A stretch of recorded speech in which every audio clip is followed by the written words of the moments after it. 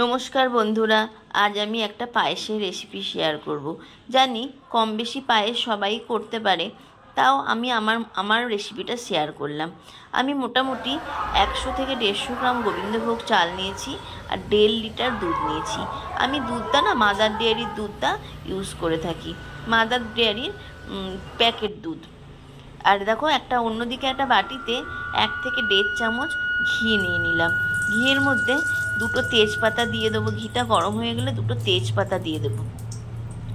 তেজপাতা দেওয়ার পরে গোবিন্দভোগ চাল নিয়েছি 100 গ্রাম কি 100 গ্রাম থেকে 150 গ্রামের মধ্যে, অত অ্যাপ্রক্স ঠিকঠাক মাপটা নেই আর কি। এবার আমি ওই চালটা ভালো করে দিয়ে খুব ভালো করে লাল করে ভাজবো। আর অন্যদিকে আমি ইন্ডাকশানে যে 1.5 লিটার দুধ নিয়েছিলাম সেই দুধটাকে আমি গরম করতে দিয়েছি।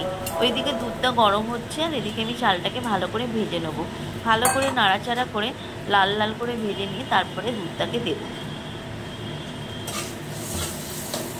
চালটা মোটামুটি ভালো করে লাল লাল করে ভাজা হয়ে গেলে আমি পুরো দুধটা কিন্তু একসঙ্গে দেব না, আমি অল্প অল্প করে দুধটা দিই।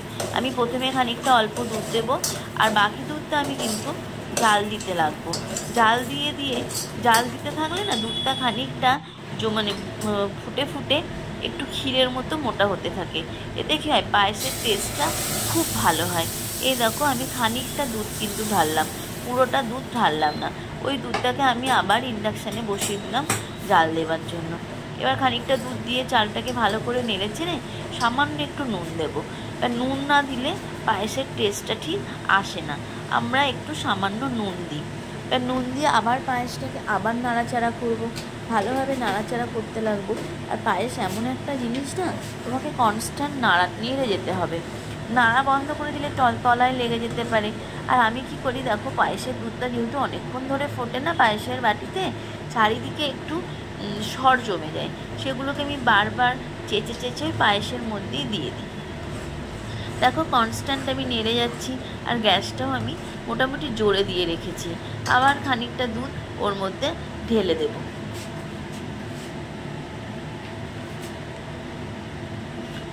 আবার খানিকটা দুধ যখন ঢালবো, আবার যখন পায়েসটা দেখো মোটামুটি ফুটতে থাকছে, আবার খানিকটা দুধ নেব, নিয়ে ওর মধ্যে আবার আমি ঢেলে দেব পায়েসের মধ্যে। পুরো দুধটা কিন্তু ঢালবো না, দুধ কিন্তু ওদিকে ফুটছে, আমি খানিকটা দুধ আবার ঢালবো।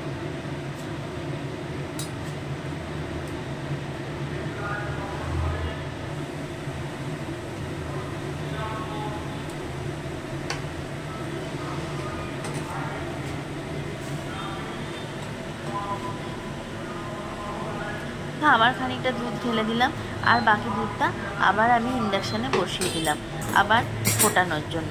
ফুটে ফুটে একটু মরে একটু বেশ ক্ষীর মতো দুধটা মোটা হবে, তাতে কি পায়েসের টেস্টটা খুব ভালো আসে। তোমরা এরকমভাবে ট্রাই করতে পারো। এদিকে পায়েসটা তো আমি টকবক করে ফুটাতে দিয়েছি, এদিকে ওদিকে দুধটাও ফুটছে, পায়েসটাও ফুটছে। আমি না যখনই পায়েস করি, আমি পায়েসে যে পরিমাণ চাল নিই সে পরিমাণ না সাদা বাতাসা আনাই। সাদা বাতাসা দিলে পায়েসটা খুব গাঢ় হয়, এটা ঠাকমা দিদিমাদের কাছে শোনা আমার। আমি মোটামুটি ধরো আজকে 100 থেকে 150 গ্রাম চাল নিয়েছি, তো আমি ওই 100 গ্রাম মতো বাতাসা এনেছি এই পায়েসটাতে দেবার জন্য।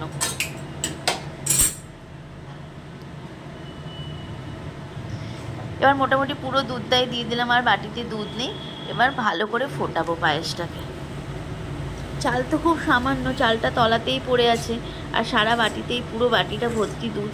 এই দুধটা জাল দিয়ে ফুটে ফুটে মরে পুরো ক্ষীর হয়ে যাবে।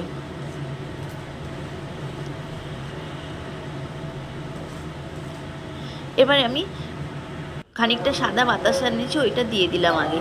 তারপরে আমার ঘরে না সবসময় পাটালি গুড় থাকে, সারা বছরের জন্য আমি শীতকালে বেশি করে কিনে স্টোর করে রাখি। সেই পাটালি খানিকটা নোড়া দিয়ে ভেঙে পুরো স্ম্যাশড করে এর মধ্যে দিয়ে দিলাম। এটা এবার পুরো ভালো করে নাড়বো। এই নতুন গুড়ের এই পাটালি দিয়ে পায়েসটা করলে না পায়েসের কালারটা খুব সুন্দর আসে, দেখতেও ভালো লাগে, এটা আমাদের খেতেও খুব পছন্দ হয়। এটাই আমার পায়েসের লাস্টের টেক্সচার। লাস্টে না আমি একটু এলাচ দিয়েছি। টাটা।